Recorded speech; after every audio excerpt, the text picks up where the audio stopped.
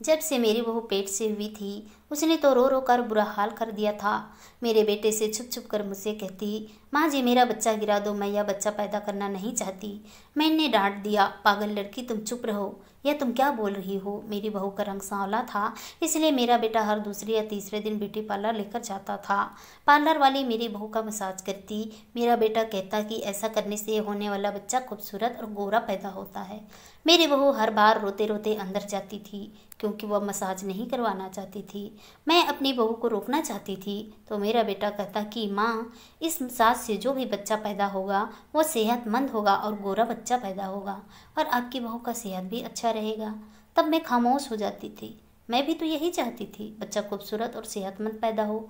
Massage वाली मेरी बहू को अंदर ले जाती थी, मगर एक अजीब बात थी कि जब भी वह बाहर आती तो मसाज वाली कहती कि तुम्हारी बहू तो किसी काम की नहीं है। और मेरी बहू जब भी पार्लर से बाहर आती उसके चेहरे में हमेशा डर रहता था और नम वाली आंखों से मेरे को देखती और खामोशी से मेरे साथ चली जाती थी। उसकी नज़रों में शिकायत होती थी, जैसे वह कह रही हो कि मैं उसकी मदद क्यों नहीं कर रही हूँ। वह दिन ब दिन धीरे धीरे कमज़ोर होते जा रही थी, न ढंग से खाना पीना करती थी न आराम करती थी। मैं भी कभी कभी सोचती कि अगर बहू को कोई बात परेशान कर रही है तो मुझे बता दे, लेकिन वह मुझे कुछ नहीं बताती। बस यही कहती कि माँ, यह बच्चा पैदा करना नहीं चाहती, मेरा बच्चा गिरा दो। बहू को पेट से हुए 5 माह पूरे हो गए थे। मैं डॉक्टर से उसकी चेकअप कराई तो डॉक्टर ने कहा कि दिमाग में किसी किस्म का डर समा गया है, इसकी वजह से बच्चा भी खतरे में पड़ सकता है। बेहतर होगा कि इनको चिंता से दूर रखें, आप इनको आराम और चैन से रहने दें ताकि दोनों माँ और बच्चे का सेहत अच्छा रहे। आखिर सच्चाई क्या है? बेटा तो उसका बहुत ख्याल रख रहा था, हर दूसरे या तीसरे दिन उसे पार्लर वाले के पास ले जाया करता था, मसाज भी करवा कर ले आता था ताकि माँ और बच्चा सेहतमंद रहें। डॉक्टर के कहे मुताबिक मैं उसका मन बहलाने के लिए सीधे शॉपिंग कराने लेकर गई और बहू की पसंद से उसे शॉपिंग कराने लगी और साथ ही साथ उसको जांचती नज़रों से देखती रही। वह हर बार खिलौना, हर कपड़ा लेते हुए हमेशा उदास दिखती थी। मैं दिल ही दिल में परेशान थी। अगली सुबह मेरे बेटे ने पार्लर जाने का ऐलान कर दिया और मैं अपनी बहू की तरफ देखा तो मेरी बहू एकदम से परेशान हो गई।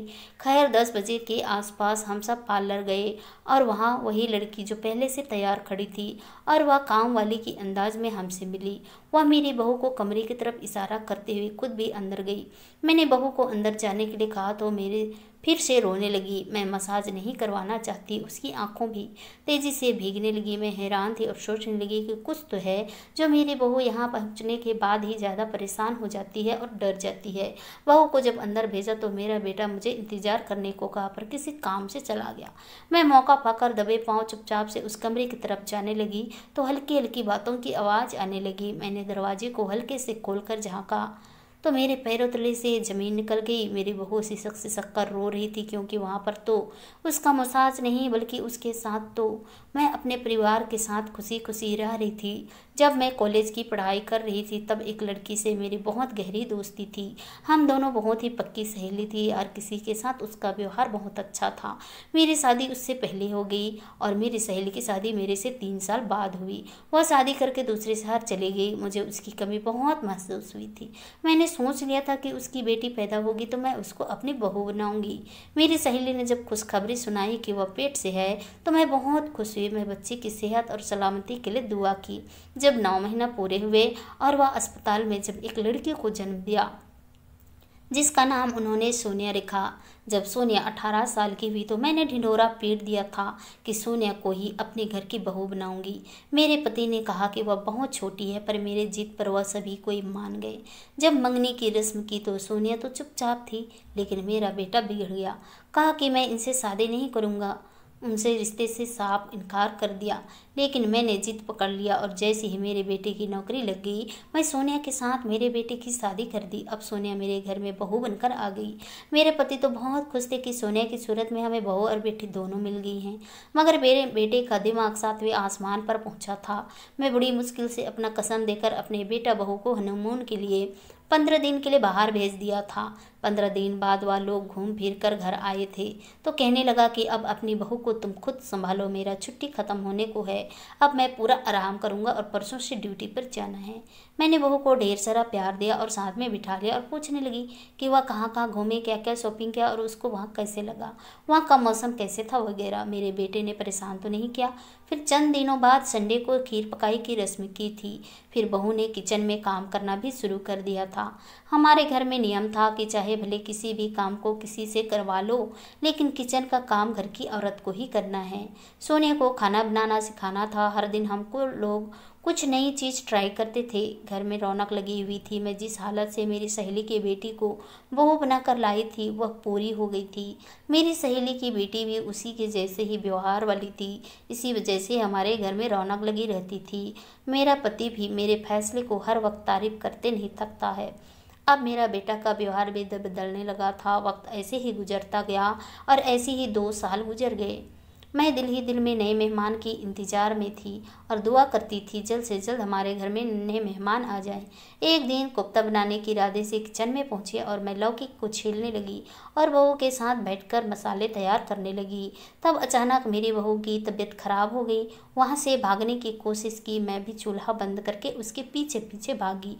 वह किचन से कमरे तक पहुँच गई और जब वह बाथरूम से बाहर निकली वह बेहोश होने वाली थी। मैंने उसे सहारा देकर बिस्तर पर बिठाया। मैं डॉक्टर को फ़ोन किया तब वह बेहोश हो गई थी। मैंने घबराते हुए अपनी बेटियों की मदद से गाड़ी में सोनिया को बिठाया और ड्राइवर की मदद से डॉक्टर के पास ले गई। डॉक्टर ने जब चेकअप किया तो मेरे को तसल्ली हो गई। फिर डॉक्टर बोली घबराने की कोई बात नहीं है, दरअसल आपकी बहू का शुगर लेवल लो हो गया है, इसकी वजह से इसे चक्कर आ रही है और इस हालत में ऐसा ही होता है। मैं सुकून से बैठ गई और चौंक गई। सवालिया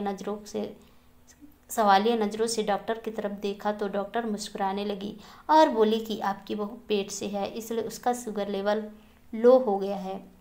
मैंने कुछ विटामिन्स और दवाई लिख दी थी, इसे आप लोग ज़रूर खिलाइएगा और हर महीने इसका के लिए यहाँ लेकर आइए, ज़्यादा से ज़्यादा इसको ताज़ा फल वगैरह खिलाइए। मैं डॉक्टर के पास अपनी खुशी को दबा कर रखी थी, मगर यह खबर सुनकर तो मेरा खुशी का ठिकाना ना रहा। समझ में नहीं आ रहा था कि मैं अपनी खुशी किस तरह से जाहिर करूं। फिर कमरे में पहुंचकर मैंने अपने पति और अपने बेटे को फ़ोन करके बुलाया। जब वह दोनों पहुंचे तो मैं उन लोग दोनों को एक साथ खुशखबरी सुनाई। मेरा पति भी सुनकर बहुत खुश हो गया। मेरा बेटा तो खुशी के मारे मेरे गले लग गया और मुझे गोल गोल घुमाने लगा। मेरे कहने पर ही रुका। मैं संभालते हुए करीबी बेंच पर बैठ गई, लेकिन मैंने देखा कि इतना खुश होते हुए भी मेरा बेटा किसी गहरी सोच में लग रहा था। खैर, मैंने इसको अपना वहम समझ लिया। मैं हरदम अपनी बहू के आसपास ही रहती थी। उसको ख्याल के लिए, उसके देख रेख के लिए मैंने एक काम वाली बाई भी रख दी थी जो उसे समय समय पर दूध और फल काट कर देती थी। मैं खुद भी खाना वगैरह बनाने के बाद बाकी का वक्त उसी के साथ बिताती थी। जब मेरा बेटा वापस आ जाता उसकी बीवी उसे सौंप कर 2 घड़ी चैन से आराम करती। सब कुछ ठीक चल रहा था, लेकिन मैंने 2-4 बार नोट किया कि मेरा बेटा किसी गहरी सोच में डूब रहा था। मैंने पूछा तो कहने लगा, नहीं, बस परेशानी की बात नहीं है, सर पर थोड़ा काम का बोझ ज़्यादा पड़ गया है, इसलिए ऐसा लग रहा है। मैं बिंदास हो गई। खैर, ज़िंदगी में तो ऐसे वक्त चलता ही रहता है। मैं अपनी बहू की हर तरह से ख्याल रखती और बाकायदा महीना पूरा होते ही डॉक्टर के पास लेकर जाती थी। 2 महीना पूरा हो गए थे। फिर एक दिन मेरी बहू ने कहा, मैं अपना बच्चा गिराना चाहती हूँ। मेरी बहू की बात सुनकर मेरे कदमों तले से ज़मीन निकल गई। यह क्या बोल रही थी? मैंने उसे डांट दिया। वह रोने लग गई और मुझे कुछ बताई भी नहीं। अगले दिन मेरा बेटा मेरी बहू को पार्लर लेकर जाने वाला था ताकि पार्लर वाली बहू का मसाज वगैरह करे। सोनिया कहने लगी कि माँ जी, आप भी हमारे साथ चलिए। तब मैं भी तैयार होकर उसके साथ चली गई। तब हम वहाँ पहुँचकर मेरा बेटा कहने लगा कि यहाँ मसाज बहुत अच्छा होता है, इसके दिमाग पर बहुत अच्छा असर होगा। मुझे भला क्या एतराज़ था, इसलिए मैंने हाँ कर दिया। हम लोग ऐसी हल्की फुल्की बातें करने में मगन थे कि पौन घंटे बाद मेरी बहू ने कमरे से बाहर निकली थी। फिर हम घर आ गए। ऐसे हर हफ्ते दोनों लगा। मेरा बेटा सुबह हो या शाम को हर तीसरे दिन दूसरे दिन पार्लर ले जाता था। पार्लर वाली सोनिया को अंदर लेकर चली जाती, लेकिन सोनिया हर बार घबराई सी रहती थी। वक्त बीतने लगा। धीरे धीरे मेरी बहू सोनिया बेहद परेशानी में डलती जा रही थी। मैं भी परेशान थी कि आखिर क्या बात है, यह खुश होने के बजाय इतनी दुखी क्यों लग रही है, या कमज़ोर और चिंतित क्यों होते जा रही है। तब मुझे शक होने लगा कि इसके पीछे ज़रूर कोई राज होगा, इसलिए मैं उसे सच्चाई तक पहुंचाने की कोशिश कर रही थी।